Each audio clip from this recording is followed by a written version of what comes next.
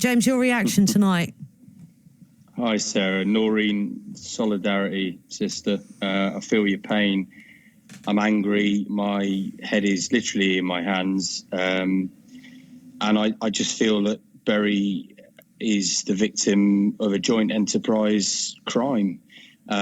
We've got an inadequate football administrator, a toxic and ignorant ownership of the football club, both current and previous, and those of us left to pick up the pieces, the town, the fans, the community, and the football-loving public of Bury are left holding this. And yes, we'll rise again, and we keep the faith and up the shakers, of course, but we shouldn't be at this point.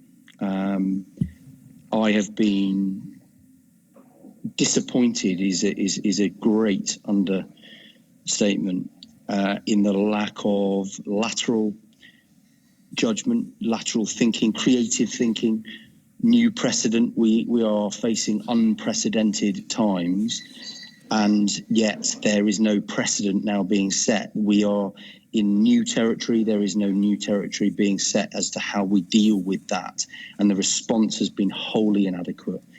This could happen to other clubs, right?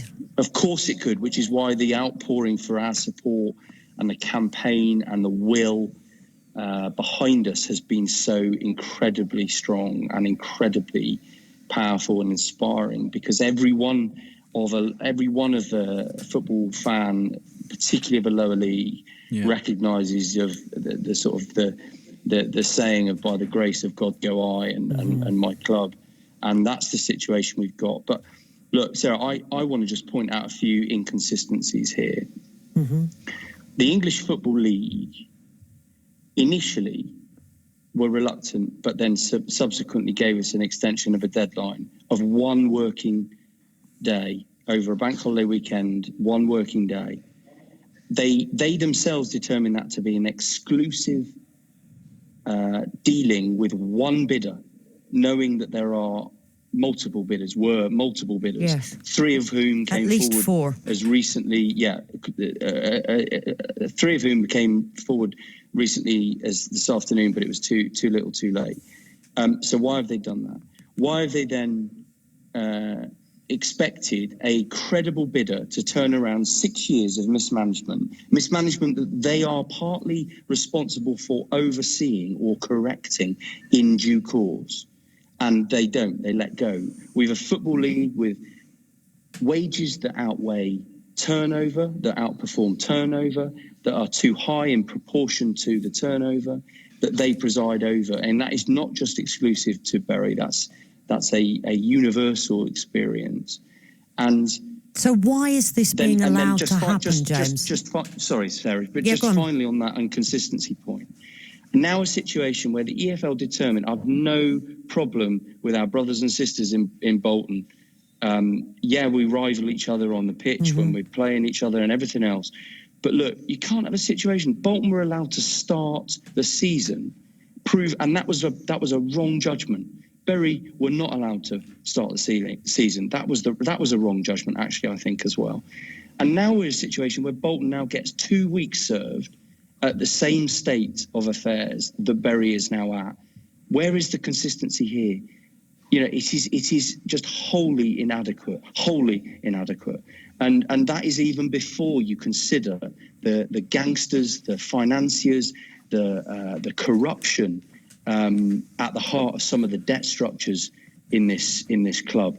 People with an interest in the interest rate on the debt mortgaged against the ground, rather than the interests of the community that the football club has been saved and saved again over 134 years history. It is wholly inadequate.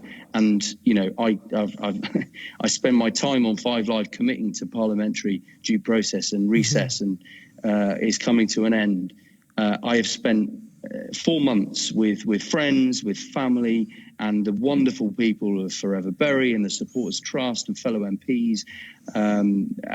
We will work together on this, and the EFL continue that. They're the top of the to-do list. People will say that you need these buyers, though. People take a gamble to make money. And businessmen, you need businessmen to invest in these of course you business people, whatever, in these clubs. And without them, Sarah, the clubs wouldn't exist at all. Well, let's pretend that we owe football to rich people. not on your Nelly. We don't owe football to rich people, but there is certainly a point of view, is there not, that says that the community can't always meet the financial needs of a football club, can they?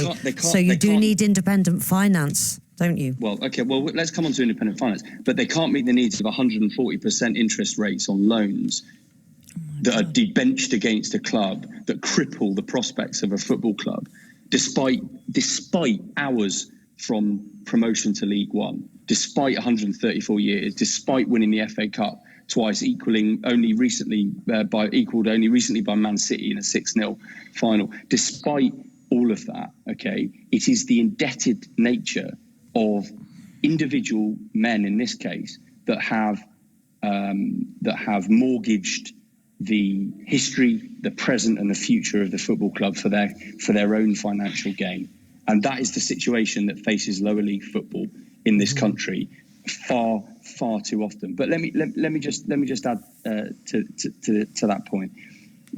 We've got to make this a moment in time for lower league football. Yes, it's principally for Bury, obviously for me, but we are actually just the latest victim of this. Yes, the most extreme victim, I think, since 92 I've read.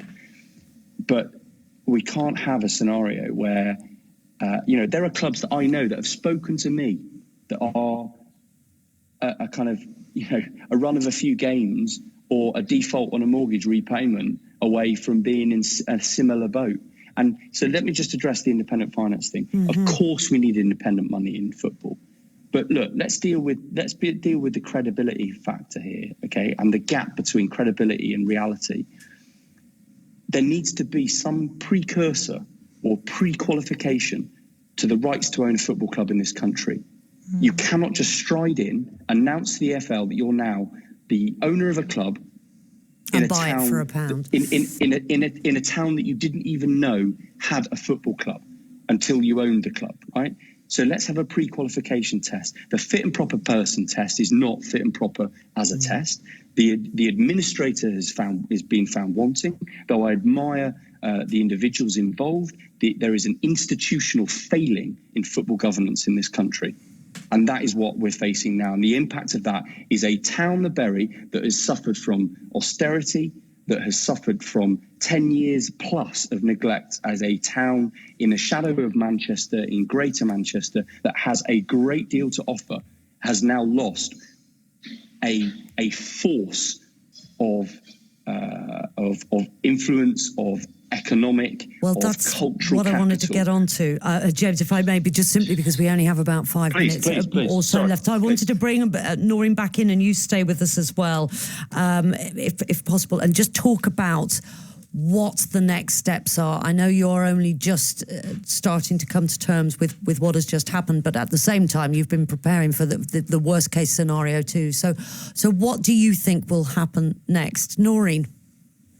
I think, James might put me right, I think there's a covenant on the ground which states that it has to be used for recreational purposes. But I would love not to see anybody make any money from what's about to happen to Bury Football Club. I would love for Bury Football Club, maybe with the help of the council, to carry on playing on that ground. Now, maybe that's a pipe dream, maybe not. I'm not really... Well, I can update. Yeah. Oh, go on, James. Well, Noreen, I mean, I think you're absolutely spot on. So one of the saddest things about today for me was that having facilitated a conversation between Capital Bridge, who own the the mortgage on the ground and the debt on the ground to the club. They refused to engage with Bury Council chief executive and the leader today. Even at the last minute, they said they had no interest in liaising with Bury Council, despite a letter that I facilitated through Jeff Little, the chief executive of Bury Council, on behalf of CNN Sporting Risk. On a bank holiday Monday at 9:30 in the evening, our council, fair play to them, all credit to them, provided a confirmation letter that ground cannot be used that ground cannot be sold for redevelopment